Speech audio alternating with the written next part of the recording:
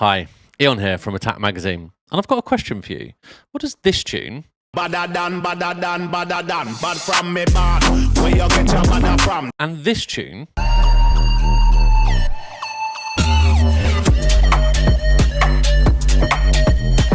have in common? Well, they both use the powerhouse synth commonly known as a Reese bassline. Now, most people attribute this to Alex Reece's track Pulp Fiction, but in fact it comes from Kevin Saunderson's Just Want Another Chance. This tutorial is going to break down the intricacies of one of the most famous bass patches, but first, let's subscribe, hit that notification button to stay on top with the latest we have here to offer at Attack Magazine. Before we start, let's have a little listen to what we're going to be making today.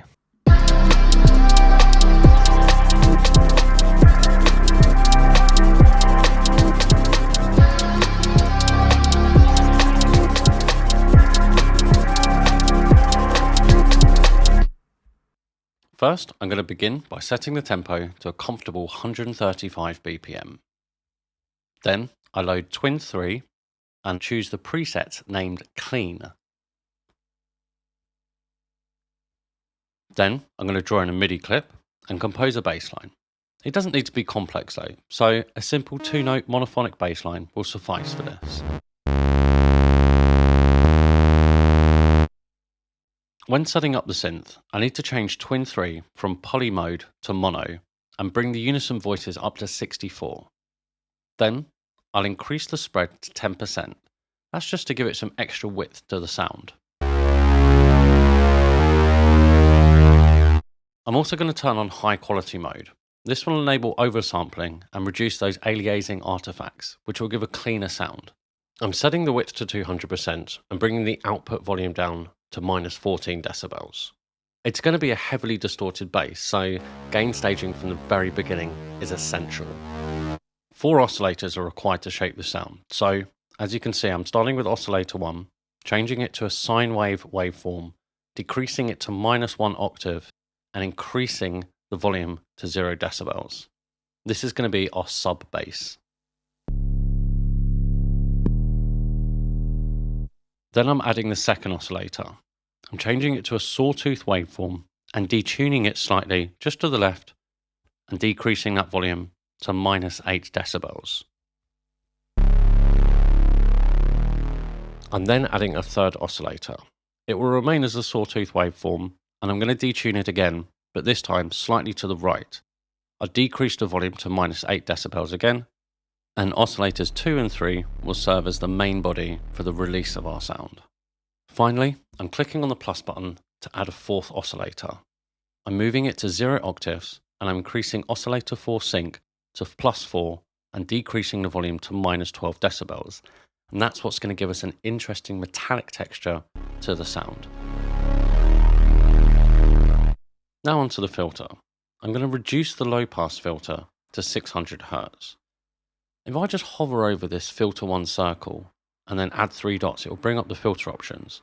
I'm going to change it to the metal type, and that's to add extra grit and distortion to our filter sound.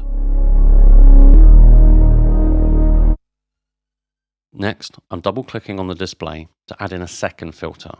I'm going to change this to a low shelf and set the filter type to clean and bring this down to 30 Hz. As the low end is being boosted, we're trying to keep it as clean as possible. I'm now going to move over to the filter frequency offset and increase this to 3 octaves and the filter peak offset to 40%. This is going to be modulated in the next step though. Finally, I'm setting the filter routing to parallel. This is so that each oscillator is fed through both filters independently and then mixed together for a fuller sound.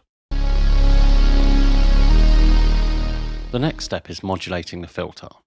I'm pressing the Add Modulation button and choosing New XLFO, and then selecting that sync rate as 1/16. Then I'm pressing the Add Modulation button again, but this time I'm choosing New Envelope Generator. I'm increasing the delay to exactly 1,778. There's a little bit of maths involved there, so I'll put that up on the screen so you can see why I've chosen that. Or you could just use this beats per minute calculator that I've posted down in the description. I'm then changing the attack to 3, 4, 2, 8 milliseconds. So this change is going to occur over 2 bars. I'm increasing the sustain to 0 dB and the release time to 1 millisecond. Next, I'm routing that envelope generator into XLFO1's level. I'm then setting that level to 0 and bringing the slot level all the way up to 1. Then I'm routing envelope generator 2 to XLFO1's glide, and I'm setting the slot level again to 1, but using the minus button to invert this signal.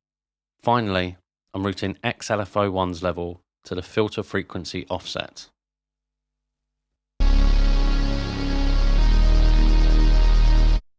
Next up is effects time.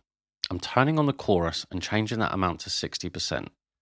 And then I'm changing the mode to double. I'm slowing the rate down and setting the depth all the way to 100% and just increasing that delay a little bit.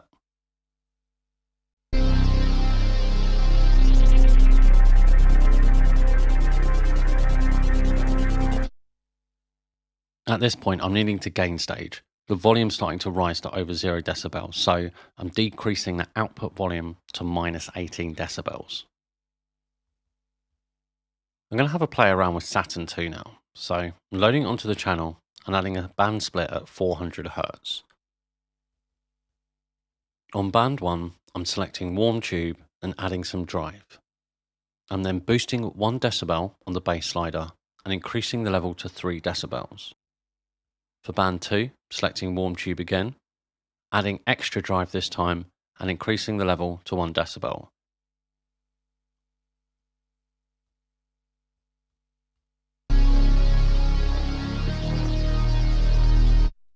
Finally, I'm gain staging again by decreasing the output to minus 3 decibels. Next, I'm controlling the sound with mid-side EQ and Pro Q3. I'm selecting that mid-side processing option, adding 48 decibels sloped low-cut filter and placing it at 20 Hz. I then need to change the stereo placement to mid. I'm adding a bell filter and boosting by 4 decibels and placing it around about 40 Hz. This time though, I'm changing the stereo placement to mid. Finally, I'm adding another 48 decibels sloped low-cut filter, but I'm placing it at 60 Hz, and I'm changing the stereo placement to side. This will clear those low-end frequencies from the stereo field, but boost them gently in the mono field.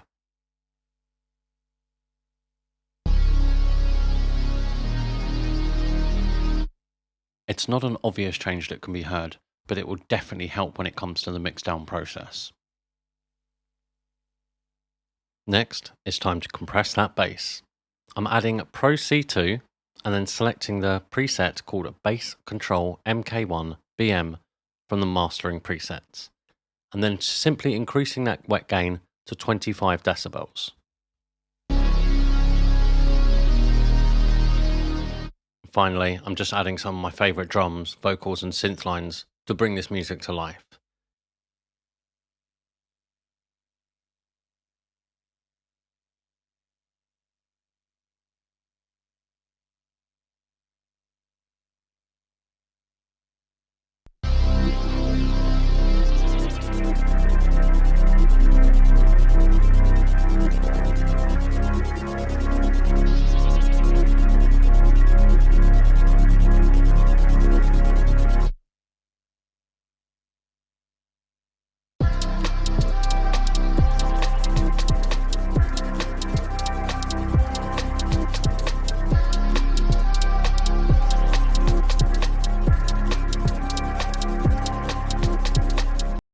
If you do, however, prefer the classic Reese bass sound, just turn off Oscillator 4, change that filter routing to serial, and bypass the modulation, and lower the frequency cutoff to 200 Hz.